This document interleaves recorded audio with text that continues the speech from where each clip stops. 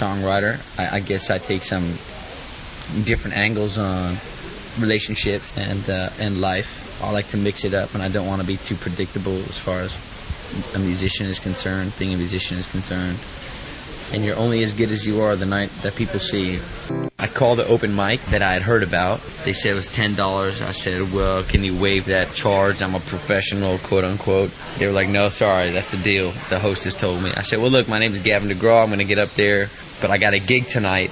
Later on, I need you to let me up on stage when I show up so I can make my gig downtown afterwards. Because this open mic was on the Upper West Side. And so I hop on a train and I go uptown.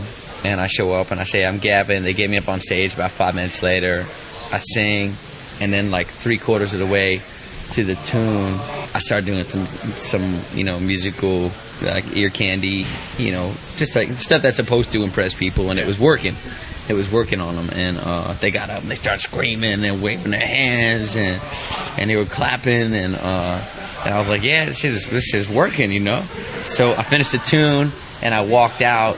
And I left my business card with the hostess, and I went off to another open mic. You know what I mean? I had no gig that night, so I was just trying to get a gig. I met Clive, and he kind of gave me a breakdown on what he was going to do for me. And I looked at his roster as far as the people who he has worked with and the careers that he had developed, and they were careers. They weren't like you put. He's got some impressive. Yeah, exactly. And so that's what I was interested in, was having a career, not having a hit song, not having a hit record, but rather, even if you don't sell records, that you develop sort of an artist that people go, oh, that's a name I recognize. I hear they're really good, and I hear they're notable, and they're legit. And he developed a lot of legit artists, and that was what was appealing to me. To make a hit record that's like not legit at all is worse than having no success, to me, because then you're noticeably bad. It was a lot of pressure playing for the type of audience that was out there, and I was like sitting up on stage and I was looking out there and I was looking at Howard Stern and Carly Simon and she was there too. Yeah, dude. That's awesome. Yeah, Aretha Franklin. So many people were there, man. I think the coolest thing that happened to me there didn't even really happen to me. I was just kind of in the back tent at the same time as Neil Young. So that was good enough. Yeah, like waiting at the catering table, a couple people down, holding an empty plate, waiting for my food was close enough. It was pretty cool, man. I was like, wow, they're going to serve me with the same spoon that they serve Neil Young, the turkey. I can't believe it. I have whatever Neil had. Did Neil get the cobbler? I'll have the cobbler too. Oh, Neil doesn't eat meat. Oh, okay, I don't eat meat today either. Here's your salad on the menu. Yes.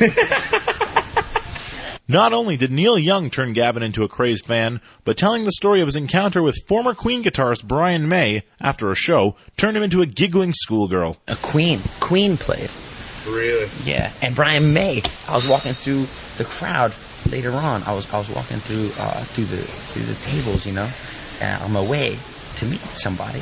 And Brian May grabbed me. He's like this. He grabbed my arm. He said, "Hey." I was like, "Yeah." Hey. I was like, "Oh, you're Brian May. Yeah, you built your own guitar with your dad."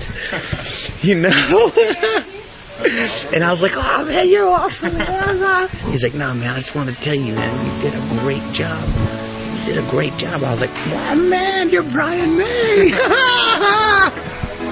Oh, thanks. Man, that was cool. That was a cool moment for me. I think it definitely helps get the word out on artists, and then it's up to the audience as far as like their honor system. If they love an artist, to go, hey, you know what? We're going to reward the label for finding this artist and bringing this artist to the public eye. You know what I mean? Would you rather they bought the album or want to go see you in concert? I mean, I'd prefer both, obviously, because if they didn't buy the album, then the labels that sign the artists are going to go, hey, we're never going to make our money back off the artist. We can't let this artist make another record because we don't have the money. It's not a good business decision. And so as far as spreading the word around, the combination of the labels helping find these artists, advertising them, getting them a website, helping them find street teams and organize stuff like that, and then bringing them to audiences, and then audiences going, hey, look what we found. and they start spreading the word online also. I mean, the combination of the two is outstanding. Whereas if I was just some random brother, you know, hanging out in his hometown making music, and I never had like sort of a big push, it would never manifest the way it has without the label helping out, and then sort of going, here quickly, 20,000 people spread the word, all of you at the same time on the internet, as opposed to here 2 people spread the word. You know, it would take that many more years, you know. But it's definitely, the two of them definitely do work hand in hand as far as, you know, a bunch of people talking about me on the internet would never necessarily get me the opportunity to play on the Carson Daly Show. You know what I mean? To get that first, go, hey, here's this dude on Carson, and then have those people from Carson go, bam, online, and start talking about it, you know, and going to other people's message boards and being like, hey, this dude's all right. Let's check him out. You know? Yeah. Well, he's just an amazing writer. He tried a lot of things musically, and he did take a lot of different positions on life, and went into a lot of different perspectives on songwriting, and you know, he would let you know like he was depressed, or he would let you know he was having phone sex, or whatever it was. You know what I mean? It's just a fantasy. You know that song? It's just a fantasy. Oh, oh. And there's that breathing on the chorus. It's like.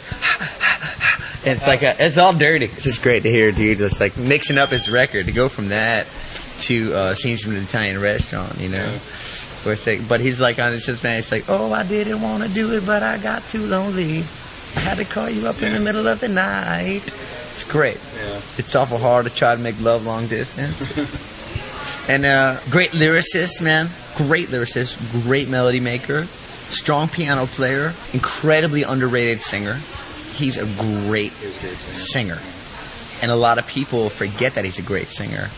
And I think a lot of it's because he often stays so straight with his melody when he's singing that he doesn't bother to go off and do like vocalizations, you know, like riffs, which I'm sure he could do.